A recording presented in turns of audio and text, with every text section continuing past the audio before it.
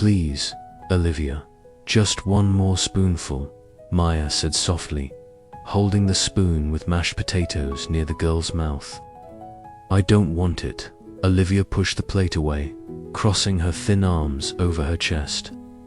Me neither, Leo mumbled, stirring his fork in the food without putting anything in his mouth. David watched from the dining room doorway. His phone vibrated insistently in his pocket, but he couldn't tear his eyes away from the scene. 6 months. 6 months since the children barely touched their food, and he didn't know what to do anymore. Kids, he approached the table. You need to eat. Look how skinny you are. Daddy, we're not hungry. Olivia spoke softly, looking at the full plate. But you barely ate anything for breakfast either, David sighed, sitting in the chair next to his children. Maya, the new nanny candidate who was having a trial run that afternoon, observed the family carefully. She had arrived an hour ago and already perceived that something much deeper was going on there. Mr. David, she said gently, can I ask the children a question? David nodded, desperate for any new attempt. Maya knelt down to the twins' level, speaking directly to them. Leo, Olivia, do you like apple pie with vanilla ice cream? Olivia's eyes brightened a little. We do, Leo answered, for both. And chocolate chip cookies too, Olivia whispered. So you do get hungry, right? Maya smiled. You just don't want to eat this stuff here on the plate. The children exchanged glances, as if Maya had discovered a secret. It's just that, Olivia began, but stopped, looking at her father. You can say it, my loves. David encouraged, but his voice came out strained. We're saving food, Leo admitted, lowering his head. Saving? David frowned. Where? Olivia got up from her chair and ran upstairs. She returned a few minutes later, carrying a shoebox. Inside were several small containers with leftover food. For Mummy, she explained, her eyes filling with tears. When she comes back, she'll be hungry. Silence filled the room. David felt his chest tighten, his hands trembling. Maya observed the scene, her heart breaking at the pain of that family. Kids, David knelt on the floor, pulling his children into a hug. Mummy's not coming back. Remember, we talked about this. But what if she's lost? Olivia sobbed. What if she's hungry somewhere? David looked at Maya over his children's heads, his eyes pleading for help. She approached slowly, kneeling to, do you know what I think? Maya spoke softly. I think Mummy would be very sad if she knew you weren't eating. Mums always want their children to be well fed and healthy. But what if she comes back? Leo asked. If she could come back. Maya chose her words carefully. She would want to find you strong and healthy.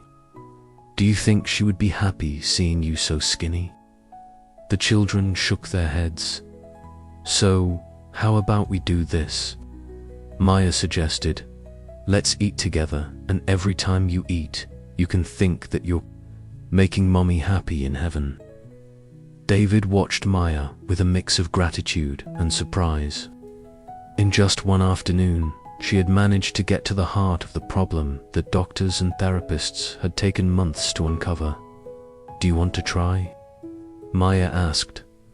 Olivia nodded slowly, wiping her tears. But are you going to eat with us? Leo asked. Of course. Maya smiled. How about I make something different for dinner? Something you've never eaten? Can it be sweet popcorn? Olivia asked hopefully. It can be, Maya laughed. But first, let's eat real food, okay? That night, for the first time in months, Leo and Olivia ate almost everything on their plates. It wasn't much, but it was a start.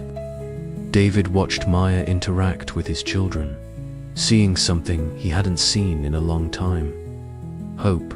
When the children went to sleep, David found Maya in the kitchen doing the dishes.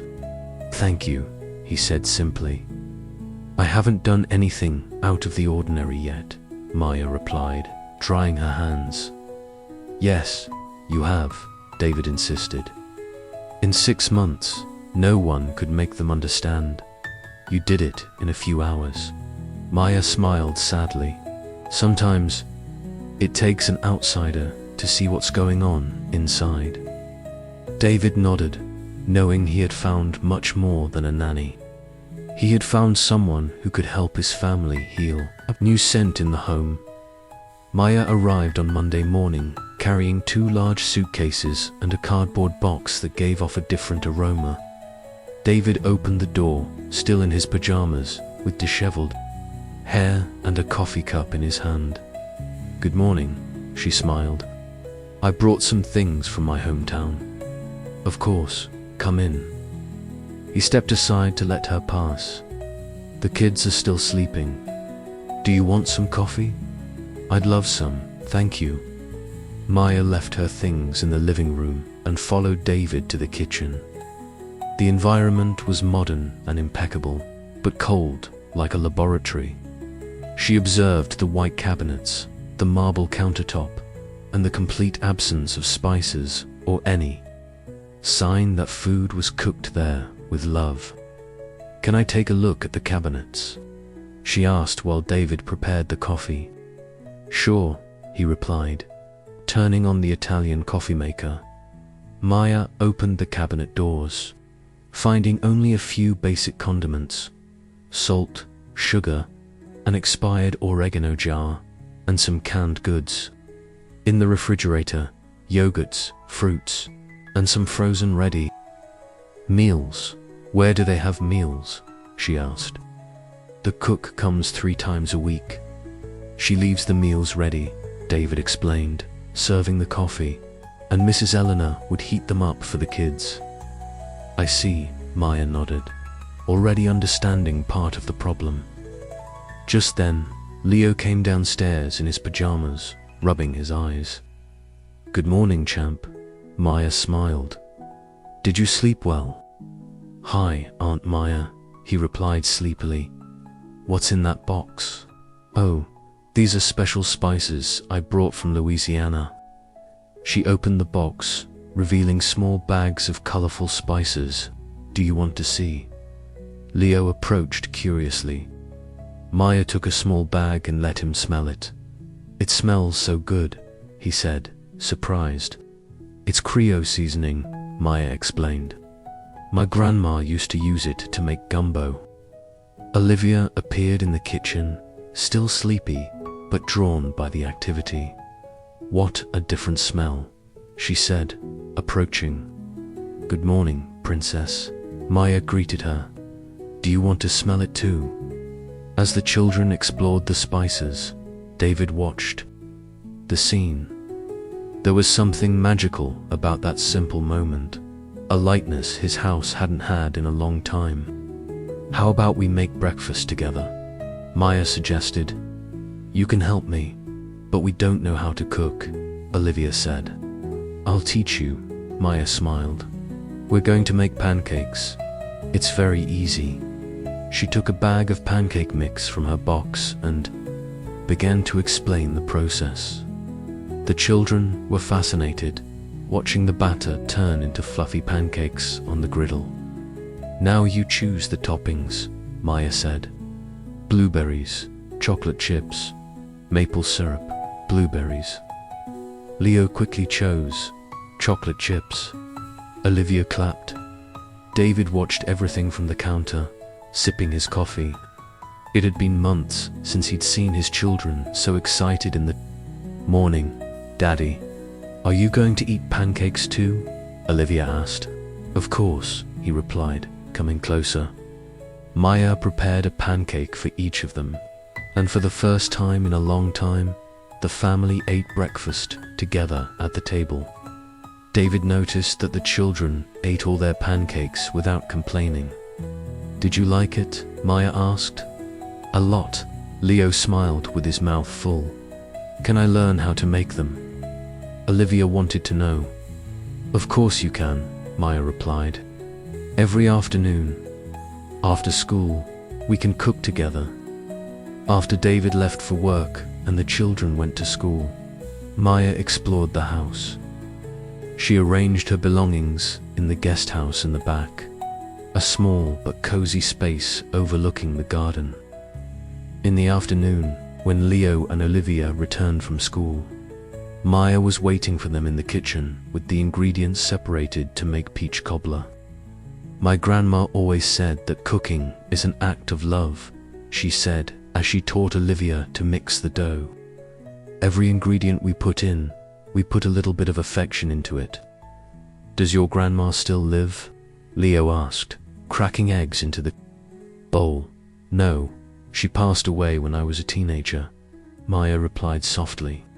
But every time I make these recipes, I feel her very close to me, just like our mummy. Olivia asked softly. Just like your mummy, Maya confirmed. The love of special people never leaves. It stays stored in our hearts and in the good things they taught us. The children processed that information in silence, continuing with the dough. When David arrived, home from work, he was greeted by the smell of baked cobbler and the sound of laughter coming from the kitchen. He found Maya and the children covered in flour, with cobbler crumbs scattered across the counter. Daddy. Olivia ran to hug him. We made cobbler. They smell amazing. They must be delicious.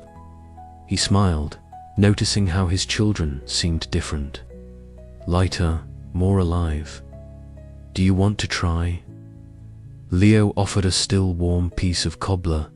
David bit into the cobbler and tasted, a flavor he hadn't experienced in a long time. The taste of home, of family, of simple happiness. It's perfect, he said. And for the first time in months, he truly meant it. That night, during dinner, the children ate without needing any urging. They talked about school, about the cobbler, about the different spices. David watched Maya naturally lead that family moment, bringing a normalcy he had forgotten existed. When the children went to sleep, he found her organizing the kitchen. Thank you for today, he said. It was a pleasure, Maya replied sincerely. They are wonderful children. They are, David agreed. They were just lost, just like their dad. Maya looked at him sweetly, perceiving that the pain of that family was much greater than that of children not eating. It was an entire family that had forgotten how to live. Connections and challenges, Aunt Maya. Why did you come from so far away? Olivia asked, helping peel potatoes for the stew they would make for lunch. Sometimes you need to leave home to discover new things about life, Maya replied, chopping chicken. And sometimes, when we least expect it, we find a new family. Leo stopped grating cheese and looked at her. Are we your family now? Maya felt a squeeze in her heart. In just 3 weeks, these children had occupied a space in her chest that she didn't know existed. If you want, I'd love to be part of your family. She smiled. We do. Olivia clapped, getting her hands covered in flour. David appeared at the kitchen door, coming home from work early to have lunch at home. In recent days, he had started doing this more often, drawn by the warm atmosphere Maya had created. It smells so good, he said, loosening his tie. Daddy. Leo ran to hug him. We're making Aunt Maya's stew.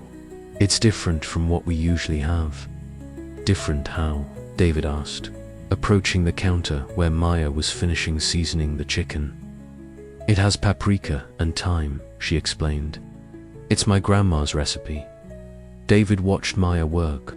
Her movements in the kitchen were natural, almost a dance.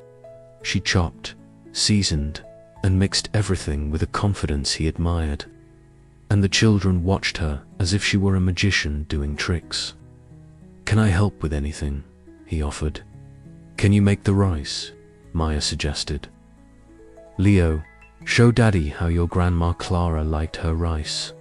With lots of broth and a little bit of garlic, Leo recited proudly. David laughed, taking the potato mash. He hadn't cooked in years, since before Eleanor passed away.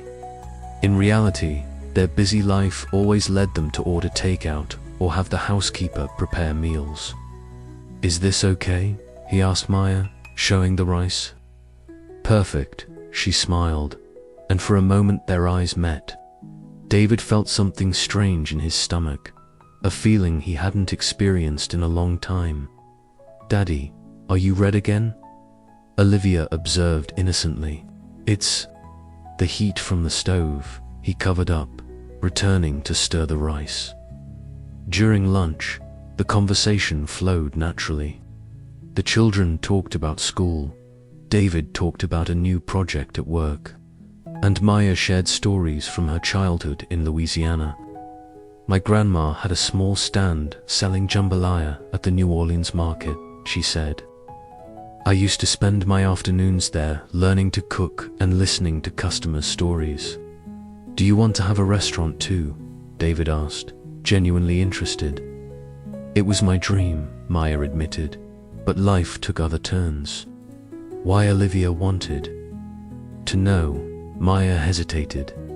She hadn't told the children yet about Alex, her ex-fiancé, who had left her at the altar 2 months before the wedding.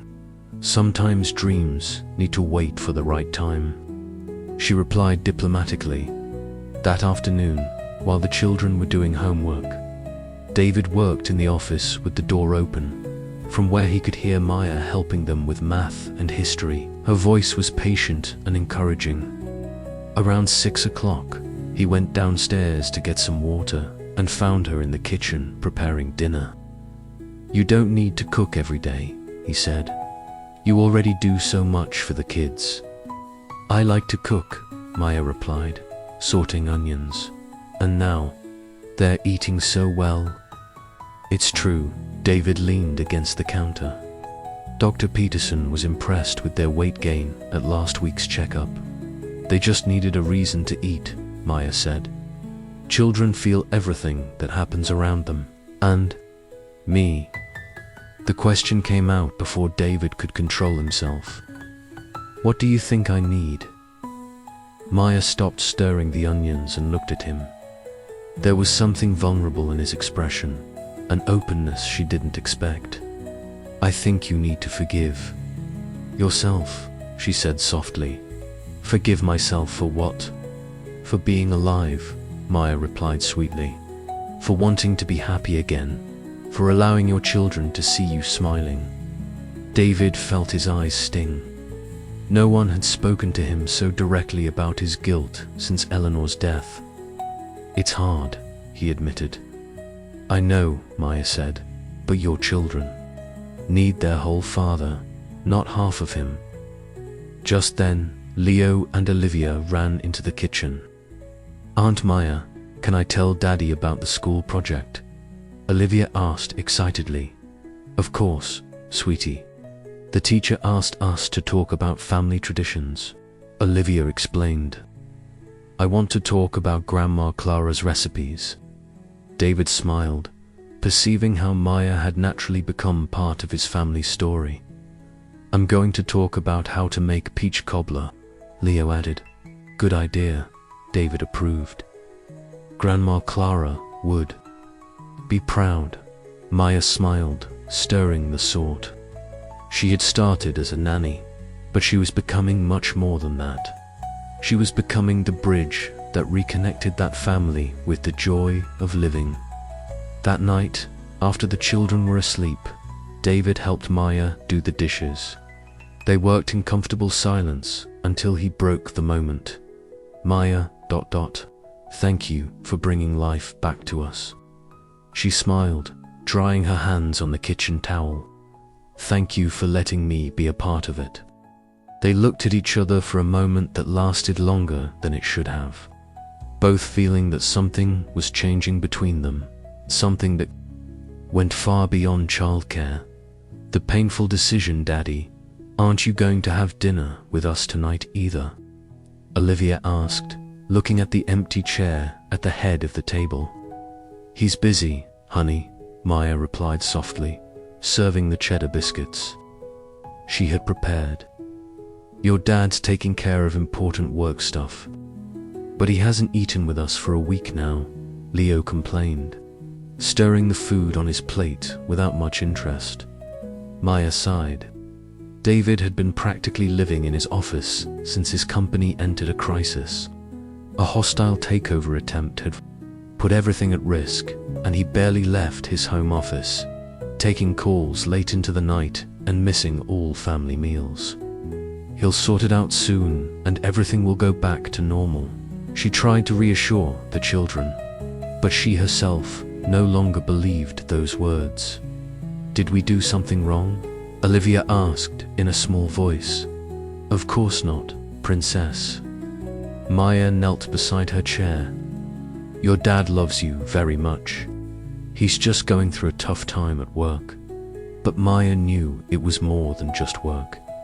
David was also pulling away from her. In recent days, he barely looked at her, responded in monosyllables when she tried to talk, and seemed to avoid being alone with her. After putting the children to bed, Maya knocked on the office door. David, I brought you a sandwich. Just leave it outside, please, he replied without looking up from his computer. I'm on an important call. Maya left the plate on the hallway table and returned to the kitchen, feeling useless. When she first started working there, the family was broken, but at least everyone was trying to reconnect. Now it seemed like David was running away again. The next morning, Olivia woke up with a fever. Maya took her temperature and saw it was high. My tummy hurts, the girl complained, curled up in bed. I'm going to call your dad, Maya said worriedly. She knocked insistently on the office door until David opened it. What's wrong? He asked irritably, with deep dark circles under his eyes and an unshaven beard. Olivia has a fever and a tummy ache, Maya explained. I think we should take her to the doctor. David looked at her as if he wasn't processing the information. Fever, he repeated. Yes, 101.3. Maya showed him the thermometer. It could be something she ate. Suddenly, David's expression changed. A flicker of panic crossed his eyes.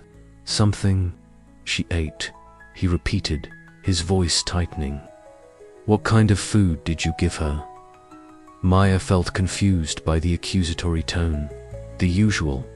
Yesterday, we made stuffed pancakes, and all those different, exotic foods. David interrupted her, running his hands through his hair.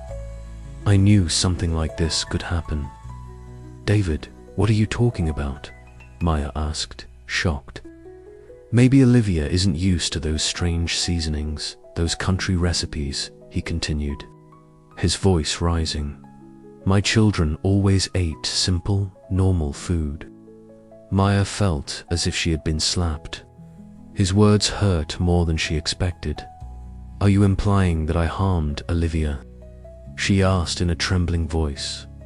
David realized what he had said, but the stress and exhaustion prevented him from retracting it. I just think, double quotes, he began. Daddy, Olivia's weak voice interrupted the discussion. I don't feel good.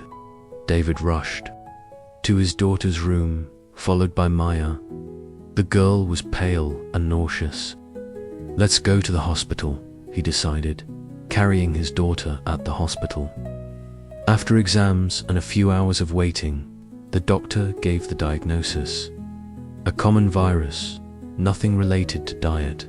She probably caught it at school, the doctor explained. It's a common time for these viruses. Plenty of fluids, rest, and she'll be fine in a few days. David felt like an idiot. He had unfairly accused Maya, letting exhaustion and stress speak for him. On the way back home, with Olivia asleep in the back seat, the silence in the car was heavy. Maya looked out the window, clearly hurt.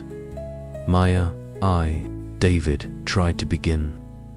You don't need to say anything, she interrupted him without looking at him. Yes, I do, he insisted. I said something stupid back home. I was tired, worried, but that doesn't excuse it. Do you really think I would harm your children? Maya finally asked, looking at him. After everything we've been through together? No, David admitted. I know you love them as if they were your own. Then why did you say that? David stopped at the red light and sighed. Because I'm scared, he admitted. Scared of what? Of feeling things I shouldn't be feeling, he said softly. And of complicating all of our lives. Maya looked at him, finally understanding what was happening. David wasn't just stressed with work. He was fighting his own feelings. David, she began, but he shook his head. We can't have this conversation, he said. It's not fair to you. It's not fair to the kids. And it's not fair to you either, Maya replied softly. The light turned green and they drove in silence until they reached home that night. After taking care of Olivia and putting her to bed, Maya made a difficult decision. She took out her laptop and started looking for other jobs. As much as it hurt, maybe it would be better for everyone if she left before the situation became even more complicated. David had made it clear that he saw his feelings as a problem to solve, not a possibility to explore. And she couldn't keep living in that house, loving those children and that man, knowing that she would never be more than the nanny who complicated everyone's lives. The next morning, with a broken heart, Maya began making calls. Aunt Maya, why are you packing your things? Leo asked, standing in the doorway of the guest house, watching Maya fold her clothes and put them in her suitcase.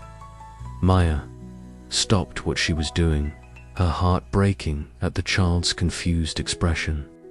Sit here with me, honey, she said, patting the bed beside her. Leo approached slowly, as if he sensed he wouldn't like what he was about to hear. Are you leaving? He asked in a small voice. I got another job, Maya explained softly, with a family that needs me a lot. But we need you too. Leo protested, his eyes filling with tears. Just then, Olivia appeared at the doorway, still pale from the virus, but already better. Why is Leo crying? She asked, approaching. Aunt Maya is leaving because of you.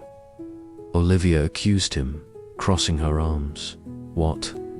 David looked at Maya, who avoided his gaze. Is it true, Daddy? Leo asked his father. Are you going to let Aunt Maya leave? David observed the scene, Maya with red eyes, avoiding looking at him. The children crying and angry. He felt a knot in his stomach. Kids, can you go play for a bit? He asked. I need to talk to Maya. No, Olivia protested. You're going to talk bad about her again. I promise I won't. David knelt down to his children's level. I just need to talk to her, okay? Reluctantly, the children left the room, but they stayed in the hallway, clearly trying to listen to the conversation. Is it true? David asked, as soon as they were alone. Are you really leaving? I got a position with a family in Brooklyn, Maya replied, resuming folding her clothes. I start on Monday. Because of what I said yesterday. Because of many things, Maya sighed. But mainly because it's best for everyone. Best for who? David came closer. Look at the kids. They're heartbroken. They'll get over it, Maya said, though her voice betrayed the pain she felt. Children are resilient. And me? The question came out low, vulnerable. Maya finally looked at him. You said we couldn't have this conversation, remember? David ran his hands through his hair, frustrated with himself. I was scared, he admitted, and now, ... Now I'm even more scared, he confessed. Scared that you'll leave, and I'll spend the rest of my life regretting not fighting for you. Maya stopped packing her suitcase and looked at him. David, what are you saying? I'm saying I love you, he said, his voice firm for the first time in days. I'm saying you're not just my children's nanny. You're the woman who brought life back into this house. You're the person who made me remember what it's like to be happy. Maya felt her heart quicken, but she shook her head. It's not that simple. Why not? David moved closer. The kids love you. I love you. What else do we need? Time, Maya replied. You lost your wife less than a year ago. Maybe you're confusing gratitude with love. Do you really think I don't know the difference? David asked, taking her hands. Maya, what I feel for you doesn't diminish what I felt for Eleanor. The taste of a dream come true, continuation, they're different things. At different times in my life, David, stay, he pleaded, not as a nanny. Stay as the woman I love, as the stepmother my children chose, as my companion. Maya looked into his eyes and saw sincerity, love, and a vulnerability that completely disarmed her. What if it doesn't work out? She asked softly. What if it does? He countered. Maya, you're already part of this family. The only difference is that now I'm asking you to stay officially. At that moment, they heard a noise in the hallway and saw two little heads peeking out, trying to hide behind the wall. You two, come here, David called, laughing despite the tension. Leo and Olivia appeared, embarrassed to have been caught listening. Sorry, Daddy, Leo mumbled. Aunt Maya, are you going to stay? Olivia asked hopefully. Maya looked at those three people who in a few months had become her entire world. David, with his eyes full of love and fear. Leo and Olivia looking at her as if she were the missing piece in their family puzzle. I'm going to cancel the other job, she finally said, and was immediately enveloped in a collective hug. Does that mean you're going to be our real mom? Olivia asked. Maya looked at David, who smiled and nodded. If you want me to, she replied. We do. The children shouted in unison. That night, for the first time in months, the whole family had dinner together. David talked about the crisis at the company, which had finally been resolved. The children talked about their vacation plans, and Maya finally felt at home. When the children went to sleep, David and Maya stayed in the kitchen doing the dishes together, as they did every night. But now everything was different. Thank you for staying, David said, drying a plate. Thank you for asking me to, Maya replied, smiling. Yes, I love you, he said, as if he were trying out the words. I love you too, she replied, and for the first time the words came out free of guilt or fear. David pulled her into a soft kiss full of promises. When they parted, Maya knew she had found not only a family, but the love of her life. Outside, two children smiled before running back to their rooms, knowing they finally had a complete family again. 18 months later, Saturday morning in Brooklyn was bustling. Maya adjusted her 6-month pregnant belly as she supervised the final preparations for the grand opening of Grandma Clara's kitchen. Aunt Maya, where do I put the flowers? Olivia asked, carrying a vase of sunflowers. Over there on the entrance table, my love, Maya replied, pointing to the spot decorated with lace tablecloths and old family photos. Mum, the TV crew arrived, Leo announced, naturally using the word that still made Maya's heart warm every time she heard it. I'll talk to them in a minute, she said, smoothing her floral dress that accentuated her round belly. David appeared from the kitchen, carrying a tray of still warm mini cute. "How are you feeling?" he asked, planting a loving kiss on his wife's forehead. "Anxious, happy, nervous," Maya laughed, all at the same time. "The baby's excited too," David said, placing his hand on her belly. "Won't stop kicking. He wants to see Mommy's restaurant," Olivia said, approaching to also touch the belly. "Right, little brother. We still don't know if it's a boy or a girl," Leo reminded her. "I know it's a boy," Olivia insisted. "And he's going to be named Michael, just like Aunt Maya's great-grandfather." "We'll find out soon," David smiled, looking at Maya with so much love that she still surprised herself, even after a year of marriage.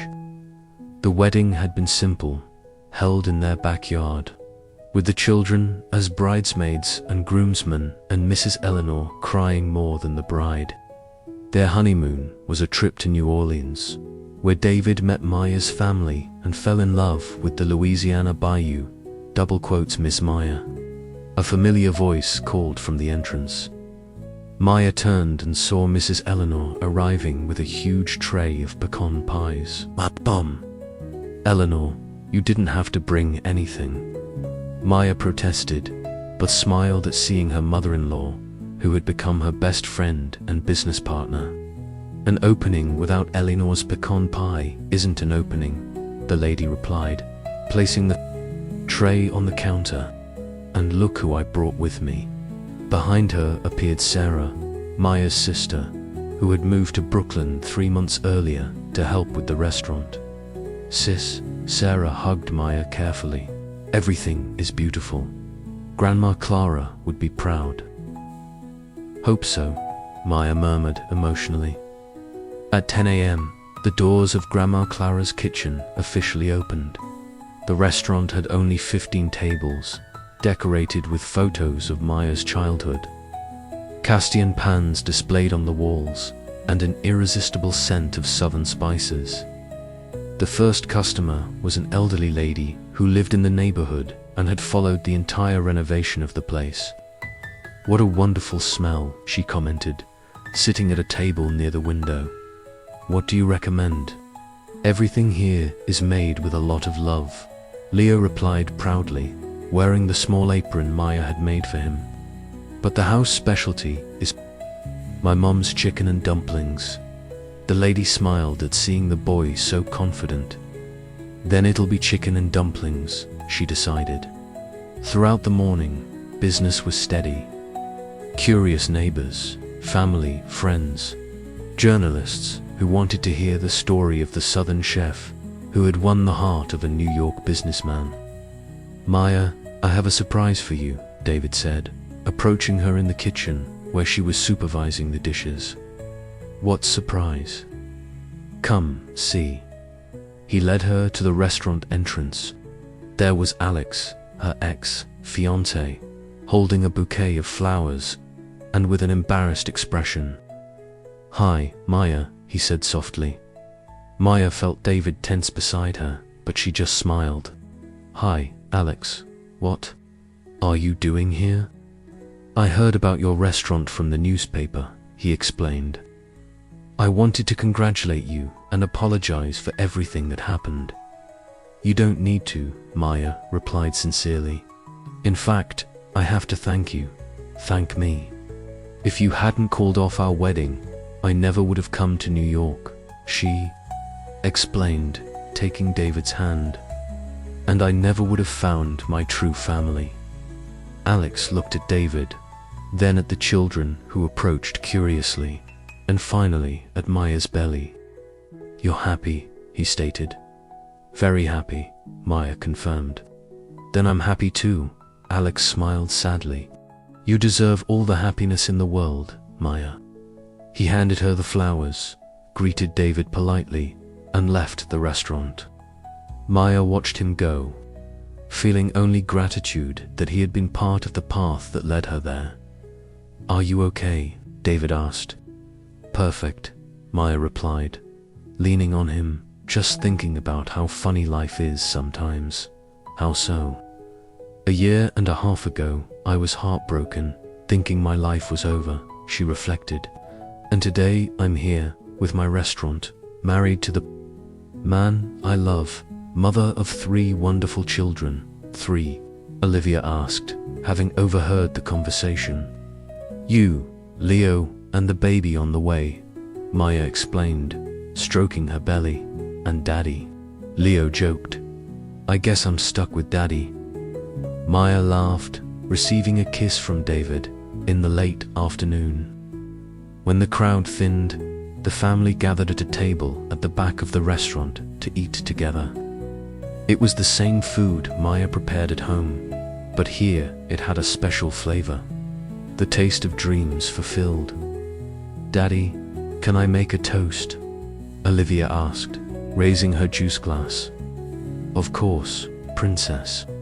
To Mummy's restaurant, to our family. And because now everyone can taste the most delicious food in the world. Olivia said solemnly.